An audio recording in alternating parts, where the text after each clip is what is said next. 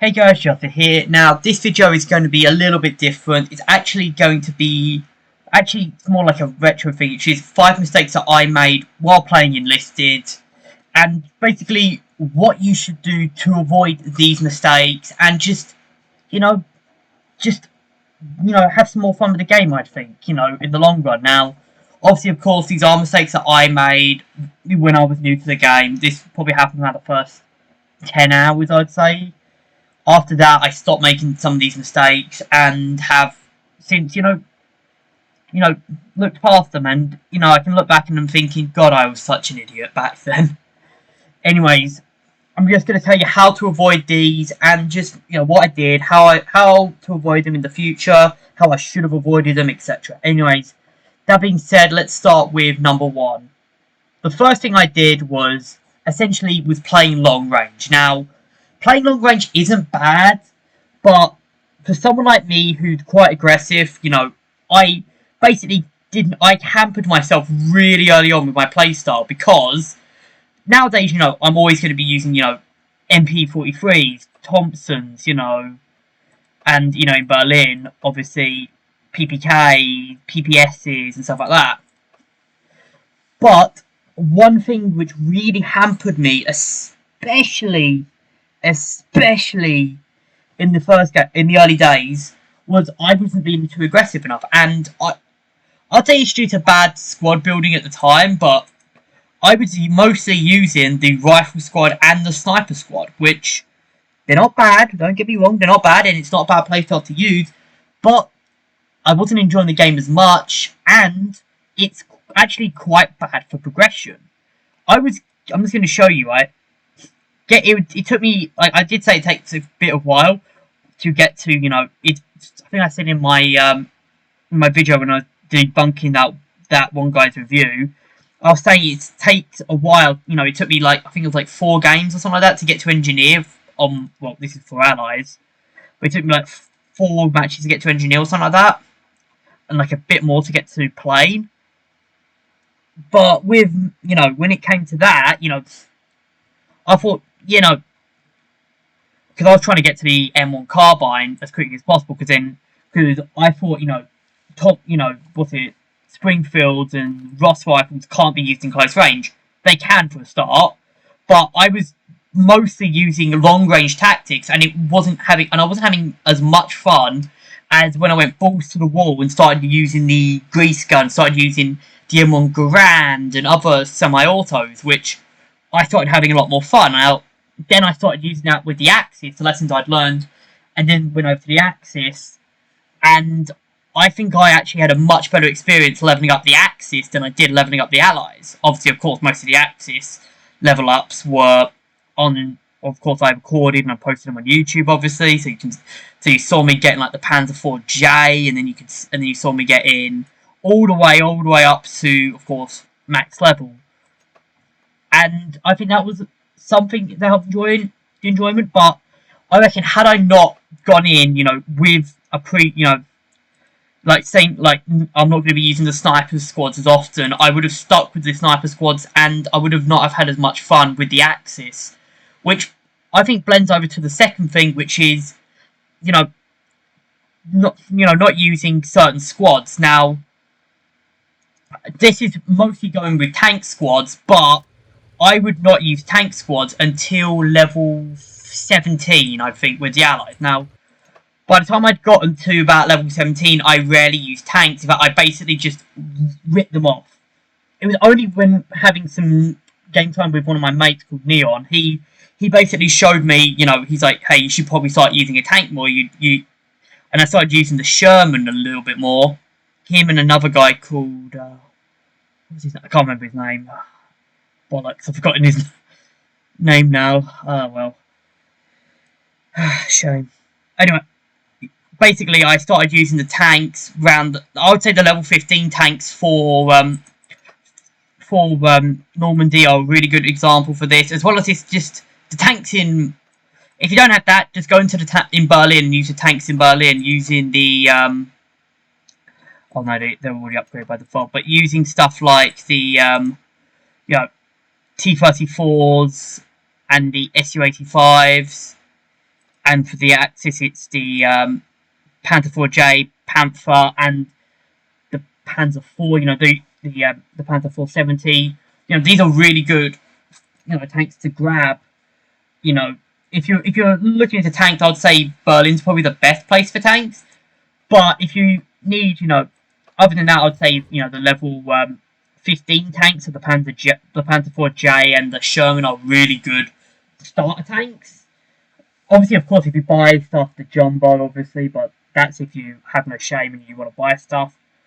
Other than that, of course, the level 20 tanks of the H and the Jumbo, and of course the Panther are really good options as well to learn tanks. I'd recommend using those tanks to learn, and I reckon had I learned even the early tanks like the Scott and the I know I bashed the Panther 3M, but it's a decent learning tank as well. But yeah, I think the early game tanks like the Puma and the Stuart, they're too fragile, I think, for the starting squad. So basically, you're going to get nuked instantly by people who have Panthers, Panzer fours, Jumbos, M10s. They're going to nuke you. So I would say, have practice with the tanks. I would say the Berlin tanks are the best tanks to practice with because you get really good tanks right off the bat. But if you don't have them, I'd say wait till level 15. The level 15 tanks are really good to practice with, and yeah, I think that's a huge benefit for most players. And I think vehicles are really good ways to get a lot of XP, a lot of orders, because of course the more XP you get, the more orders you get. So the more bronze orders you get. So really good way to get that to level up quick. Use tanks. It's and have some fun with them. They're actually pretty fun to use as well. The third mistake I made, I've done this quite a few times when I was starting out, but I've since gotten over it mostly. But that was just buying the wrong weapons from these, and it's not equipment but troops and weapon deliveries. Just especially when there was the order, I would constantly just buy just random snipers or random assaulters. I don't do them now. I don't do it now because, well, as you can tell by my stockpile. But back in the day, I would just constantly spend silver orders on troops, and it was unneeded. Weapon deliveries, again, I would just buy, well, it wasn't here. I'll just buy Ross rifles, A1s, grease guns, and stuff like that, when I could have just been spending it on this.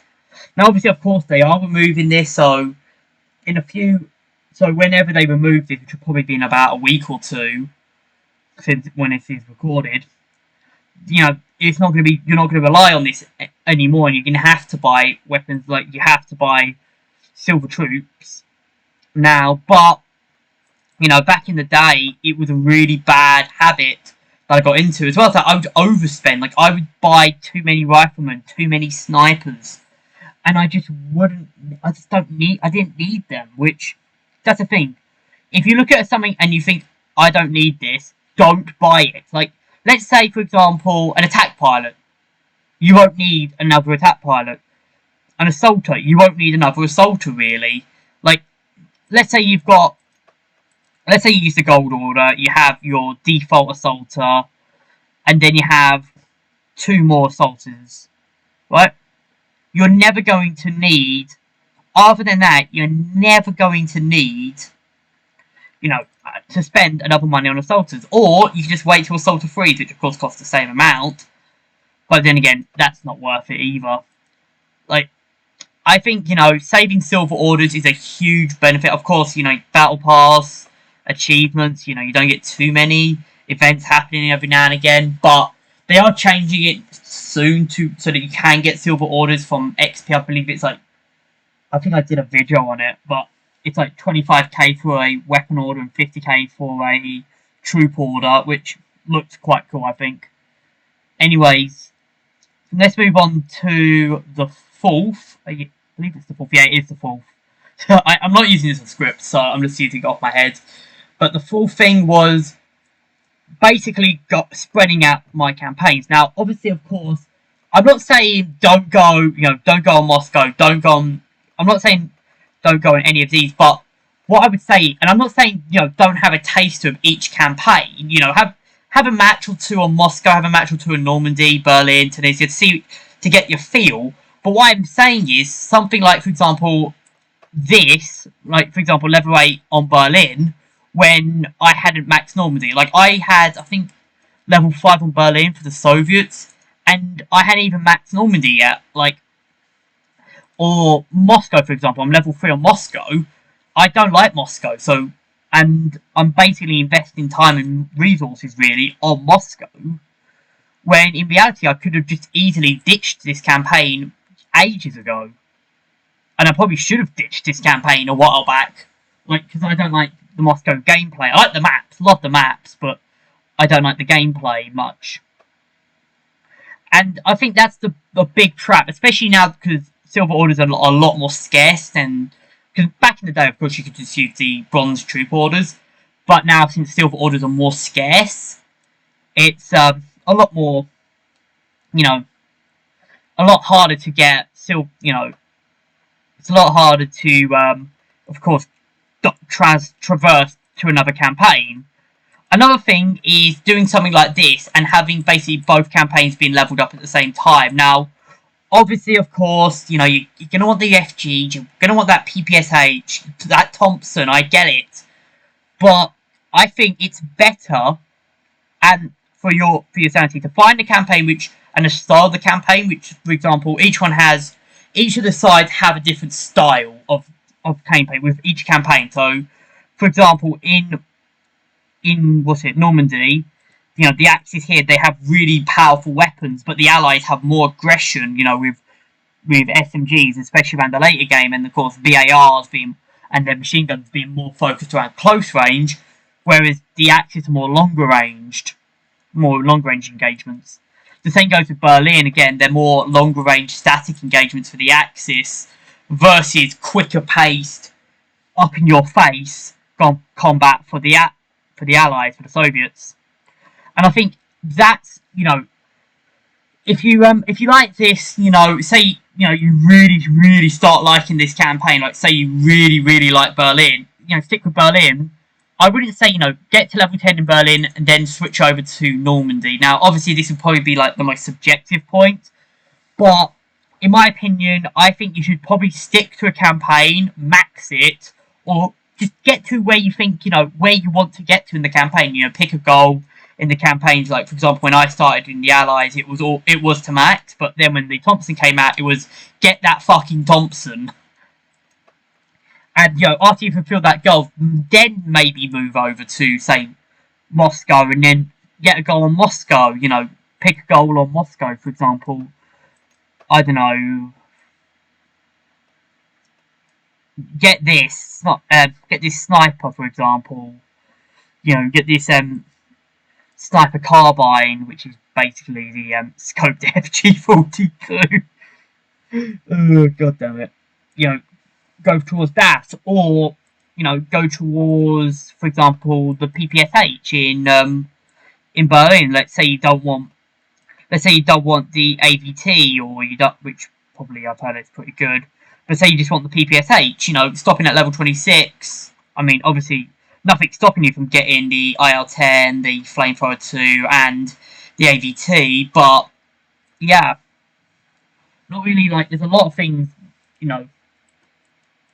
Whereas, with this, for example, with this campaign, I initially went here because I thought, it's the Germans. But I stopped playing for the Germans and started going for the Soviets because I just got bored with it. I just thought, there's no, I've got all of this unlocked on another campaign. Jesus Christ, what the fuck just happened here? So there's not really much worth going here, maybe the FG42 too, but I don't really care much for this Axis Berlin, whereas Allies Berlin, there's actually something to care about for me, for example, and that's the thing, is for me. whereas, you know, another player could probably, you know, might have a different opinion. Anyways, that being said, I'm going to move on to the fifth and final thing, the final mistake which I made, which was, it was this, I'm just going to show the squad, focusing on the yellow tree when it came to, you know, obviously I would always go down this tree. I quickly found out that going straight down the middle of the blue tree is probably the go-to, but then I realised something. And then I went down the yellow tree. I'd always go down the yellow tree. And this was a humongous mistake. And it really, really costed me in the long run. Like, here, I think the only exception was when this sniper's, like... this was when I started realising, oh, shit, I should probably have gone down the red tree before going down the yellow tree. But it happened when I was using my jumbo. Like, I went down the yellow tree. Now, this one, of course, being a little bit more... This one was a little bit different because, of course, I had this and I could have used the tankers here. But with someone like, for example, the snipers or the radio operator, you know, going down straight down this tree, the red tree would have been probably better than going down the yellow. And you can actually see that with the Axis. I didn't go down the, you know, I went down the, this was another mistake as well. I didn't pick these with this squad, which really hampered the my flamethrower squad. Again with the bomber squad as well, like not picking these squad size increases, I'm literally cringing like how bad I was with this. And like this, for example, look at this. This is just a dog's breakfast of a level up. Like fucking Kar 98K. Like why did I do this? Like you can see here, just a dog's breakfast of a level up. God, I am not fixing that squad at all. And in comparison, for this squad, for example, yeah, I didn't go for these upgrades, but I felt like I didn't need to. I felt like I just needed to get these upgrades. And you can see here, I don't have the Sniper Gavir upgrades at all. Whereas, for example, where is my other sniper squad here? I've completely maxed this. I've completely maxed this tree, and now I've started working on the FGs. So yeah, going down the yellow tree, like here again, machine gunners going straight down the yellow tree. Now I have gone for the Panther straight down the yellow tree, but the reason I did that was because, you know, trying to level up the Panther is a bit of a bitch. Like, look at that. I think I spent like 40 silver orders or like 30, 40 silver orders, and I'm only at about not even halfway to getting it to level 5 or the level 4 upgrade, whatever it is, the level 5, the 5-star upgrade. Right. Anyway, those were some of my mistakes I made. Just some things to avoid in the future. If you're new to the game, some things to avoid. Learn from some of these mistakes, hopefully. I learned a lot from some of these mistakes. And yeah, some of these, you know, like the fourth one, you know, is kind of more of a preference one. Like, maybe if you you could do that one, but I'd probably more recommend sticking to one, going to one campaign and sticking to it until you've really got a bit of a feel for the game and really got, like, you know, what you want and stuff like that. Anyways, I hope you guys have enjoyed this video. Like, comment, subscribe if you have, and I'll see you guys in the next one.